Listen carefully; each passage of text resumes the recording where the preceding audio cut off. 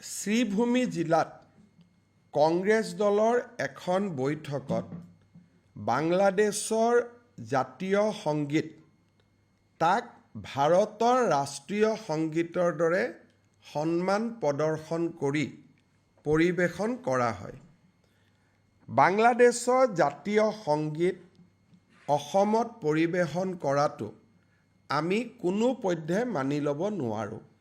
সেইকাৰণে শ্ৰীভূমি জিলাৰ কংগ্ৰেছ সদস্যসকলৰ ওপৰত ৰাষ্ট্ৰদ্ৰোহৰ গোচৰ ৰুজু কৰিবৰ বাবে আমি অসম আৰক্ষীক নিৰ্দেশ দিছোঁ আৰু তেওঁলোকৰ ওপৰত আমি এপ্ৰপ্ৰিয়েট ছেকশ্যন অফ লজ আমি FIR ৰেজিষ্টাৰ কৰিম আৰু তেওঁলোকক পুলিচে আইনৰ প্ৰভিজন অনুসৰি তেওঁলোকক গ্ৰেপ্তাৰো কৰিব আৰু তেওঁলোকৰ ওপৰত আইনী ব্যৱস্থা গ্ৰহণ কৰিব।